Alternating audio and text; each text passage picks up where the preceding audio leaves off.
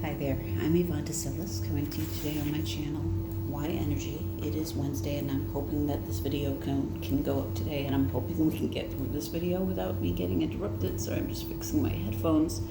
I'm going to try very hard not to touch this because this is my new microphone and I'm really hoping you can hear me okay.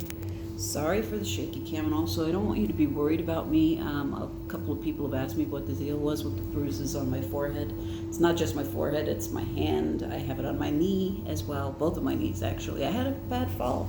A couple of days ago I found out that my new shoes are slippery when wet, and I did not know that. And the fall really took me by surprise. I did not see it coming, I didn't expect it, and it really got hurt. But I'm doing okay. I don't want you guys to be worried about me. I am fine.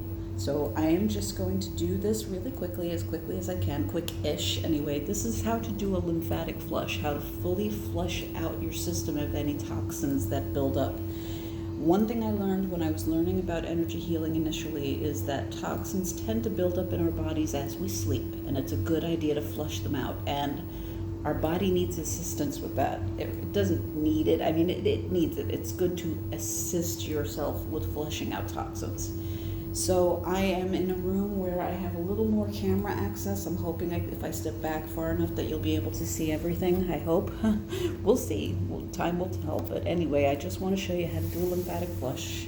And at some point I'm going to have to stand, but I'll start off with the beginning moves of the lymphatic flush. First thing is the K27 points, which a lot of people ask me, how do you find your K27 points and why are they called K27? They're called K27 because these are on your kidney meridian, position number 27. And the way you find your K27 points, most people have this, not everybody, but in the general population, most people have little divots.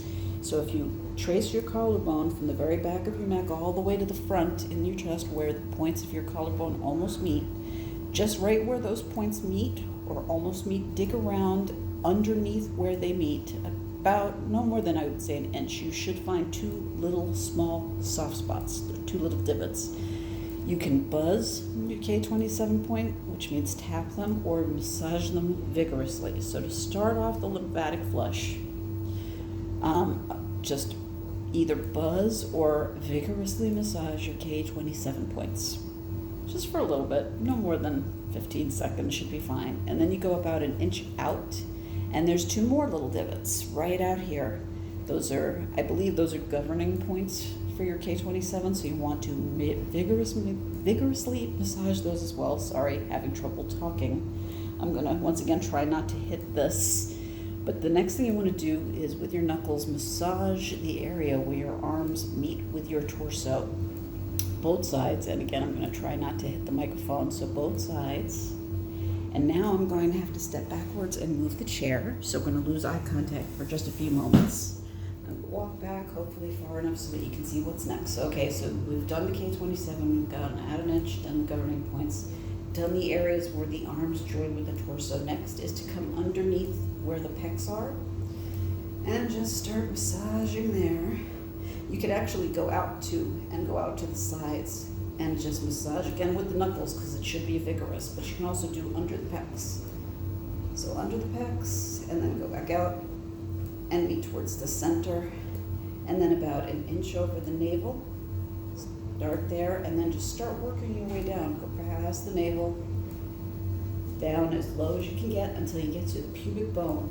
I don't think I'm going to be able to go far back enough so that you can see this whole thing. Let me just move my camera back a little bit. I want you to see how far down I go, but again, I don't know if the camera is going to be capable of catching everything, unfortunately. I'm trying my best, though. So again, you're going to work your way down, and this is as far back as I can go. So once you get past this, once you get to the pubic bone, you're going to now do the hips. And I have to warn you in advance, this can get painful. When you're doing the hips, you're going to go down, and I'm unfortunately not going to be able to show exactly how far down I go. I really wish I could, but you're going to go down the hips, and you might hit some sore spots, and you go to about an inch above the knee on both sides, and then stop, and then you go between the legs. Same thing between the legs. You might find some sore spots here too, but go down, all the way down until you get about an inch or 2 inches above the knee and stop. And that's pretty much the whole thing. Let me just sit back down in front of the camera. Sorry for all of this ridiculous camera work. I'm sorry for all the movement, but I really do hope this is helpful. But I'd like to go back to having eye contact with my viewers. So, and yes, that's you right now. So anyway, thank you again, as always, for watching me and listening to me. I really hope that that was helpful for you. The very last thing when you're done doing the lymphatic flush, so you end with the legs, going in between the legs, and then you go out and then you rub your hands together and shake them out. Any negative energy, anything negative, any toxins or anything that you picked up, you can get rid of by rubbing your hands together and shaking them out. You can also wash your hands with cold water. I've heard that using sage helps as well, but frankly, I just find rubbing hands together and shaking them off to be a very easy, quick way of getting rid of negative energy that's built up in your hands, because you don't want it to go into your hand chakra, which you can reach by folding your middle finger. Where your middle finger lands on your hand is where your hand chakra is, and you don't want anything negative going into your hand chakras. So once again, rub your hands together, shake them out, and that's it. We've cleansed ourselves. We've flushed our lymphatic system. I recommend doing that one in the morning if you can, if you have an energy healing toolkit, if you've got a series of things that you do in the morning. For example, Donna Eden has a 10-minute daily energy healing routine, which involves things like tapping the cheekbones and the chin and the K27 points. And she has a bunch of other exercises. I will do her 10-minute routine one day on one of these videos, but for today I'm just going to go with the lymphatic flush. Lymphatic flush is actually part of her energy medicine toolkit, and so she does it every day, first thing in the day.